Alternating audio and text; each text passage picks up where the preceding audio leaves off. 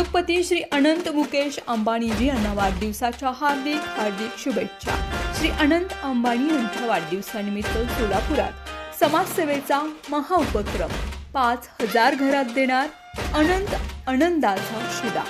शहरात 14 ठिकाणी होणार अन्न शिक्षण आरोग्य उपक्रम। शुभेच्छुक शिखर पहाडिया फाउंडेशन सोलापूर।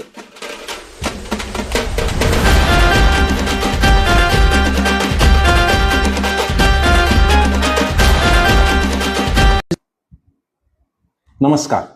नाशिकमध्ये झाडांची अत्यंत बेरहमी के साथ असं ज्याला आपण म्हणतो निर्दयी कत्तल चालू झालेली आहे। काल रात्री म्हणजे हिंदू संस्कृतीत झाडांची फुलं सुद्धा संध्याकाळी काढत नाहीत, पण काल रात्री महाराष्ट्र शासनाने तिथे मोठी वृक्षतोड केली। लोक विरोधात होते, रस्त्यावर होते, नाशिककर रस्त्यावरून विरोध करत होते, पण त्याला न जुमानता ही वृक्षतोड झाली। गिरीश महाजन नावाचे जे देवेंद्र फडणवीसांनी अत्यंत लाडावून ठेवलेले, ज्यांना वेगवेगळ्या नावांनी संकटमोचक वगैरे वगैरे काय नावांनी त्यांना म्हणलं जातं, ते गिरीश महाजन आणि देवेंद्र फडणवीस यांचा कदाचित आता असा समज झालेला आहे की पाशवी बहुमतामुळे आम्हाला महाराष्ट्राची मालकी मिळालेली आहे आणि कोणत्याही स्थानिक लोकांचा विचार करण्याची गरज नाही, नाशिककरांच्या भावनांची विचार करण्याची गरज नाही। 40 दिवसांच्या कुंभमेळ्यासाठी 400 वर्ष जुनी झाडं सुद्धा ते तोडू शकतात, ही आत्ताची अत्यंत विदारक अशी अवस्था आहे।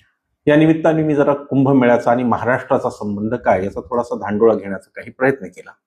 मी अत्यंत मान्यवर लोकांशी बोललो आणि माझंही काही स्वतःचं वाचन पुरोगामी असल्यामुळे मी बऱ्याचपैकी आपले ग्रंथ वाचलेले आहेत आणि संत साहित्य खास करून विशेषतः वाचलेलं आहे।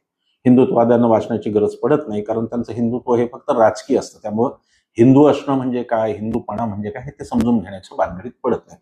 पण सुदैवाने मी ग्रामीण भागात जन्माला आलो, वारकरी परंपरेत जन्माला आलो आणि म्हणून मला थोडासा त्याचा अभ्यास माझा झालेला आहे। तर मी विचार केला की अगदी मी ज्ञानेश्वर महाराजांपासून सुरुवात केली। पहिल्यांदा मी हे सांगितलं पाहिजे मला की कुंभमेळा करण्याला माझा विरोध नाही। मी सुद्धा हिंदू आहे, हिंदूंची जर परंपरा असेल तर कुंभमेळा व्हायलाच पाहिजे आणि कुंभमेळ्यात लोकांनी जाऊन स्नान करावं, पूजा अर्चा करावी, काय करायचं ते करावं, मला त्याला विरोध नाही। माझा 2 गोष्टींना विरोध आहे। एक म्हणजे झाडं तोडणे, जुनी झाडं तोडून टाकणे 40 दिवसांच्या कुंभमेळ्यात, आणि दुसरा ज्या पद्धतीने भ्रष्टाचाराचं पुरण आता फडणवीसांनी निर्माण केलं, 35,000 का 45,000 कोटी असं काहीतरी लोक सांगतायत, आकडे वेगवेगळे आकडे।